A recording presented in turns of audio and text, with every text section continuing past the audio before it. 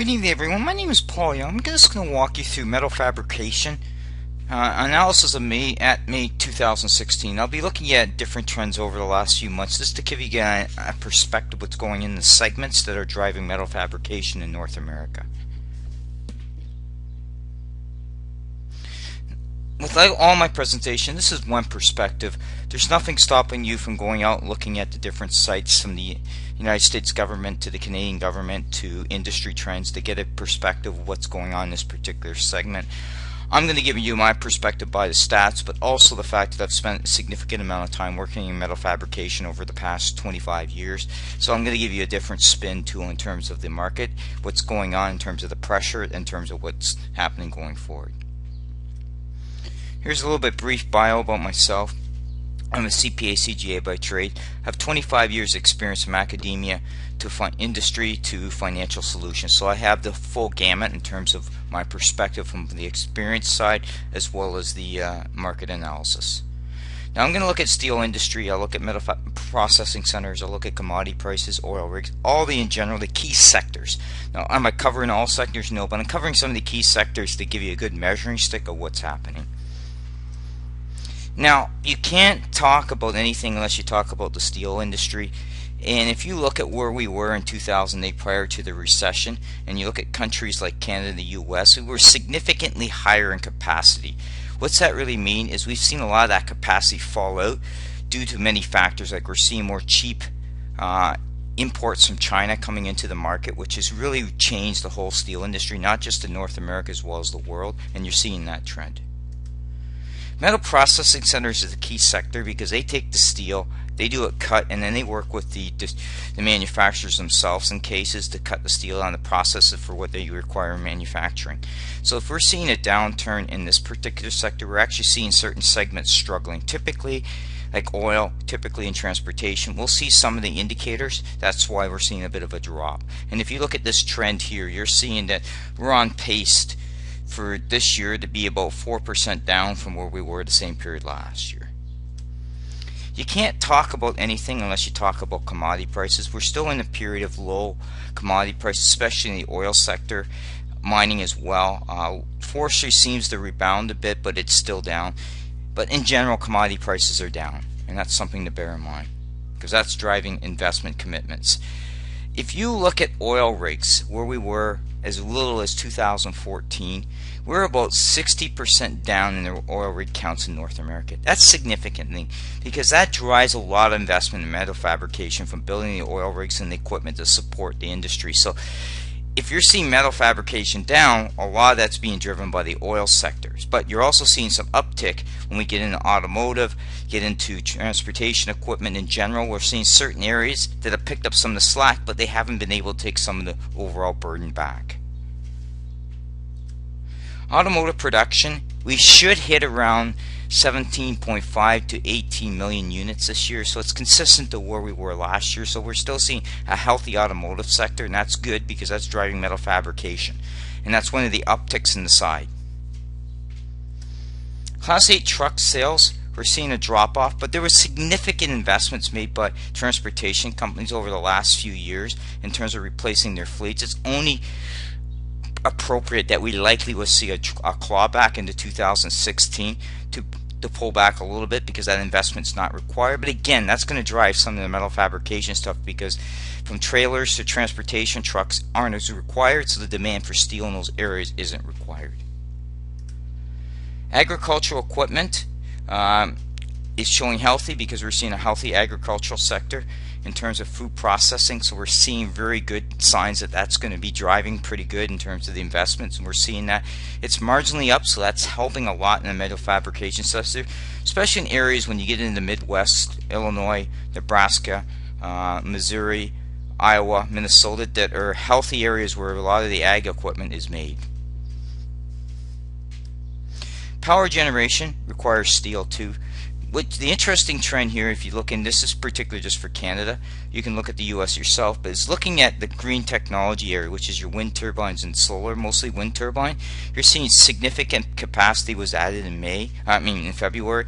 That's significant in terms of when you look at the overall capacity in terms of things, and that means there's been a big requirement to erect to basically build that stuff up. So a lot of those projects were built up over time. So in terms of the employment side, they benefit for those temporary jobs, but long term those projects are now in play now on the part of the grid.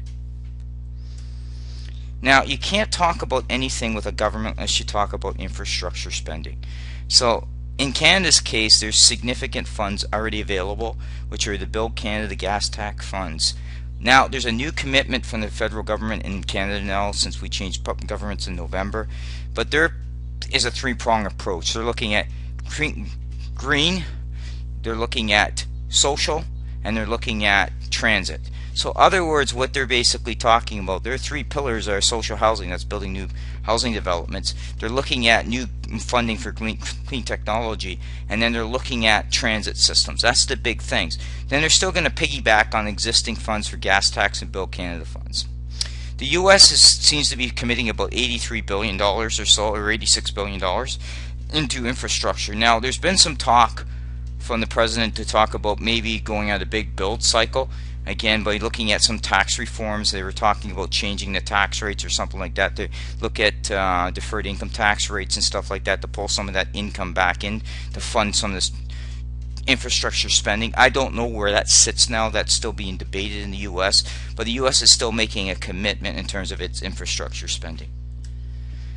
What are the pain points that metal fabrication is going to face? When you have a slow economy globally, you have capacity in some of these countries that they want to get things out. In particular cases, when you get into China, India, you're starting to see they want to get rid of the steel. So when you hear about dumping, which means is they're basically dumping it at a lower value than what it costs to produce in other countries. This is where you get into trade wars, and basically that's what the U.S. is doing. Canada's done this as well to fight these type of imports coming in because they contaminate the market. They actually have an impact on that market. They actually force production down, which hurts the economy itself. The second point is we're going through a period of interesting trends in retail sales because there's no consistent pattern. But what you can say for US and Canada, you're likely going to see 1.5 to 2.2% range. It's not significant growth, but it is growth.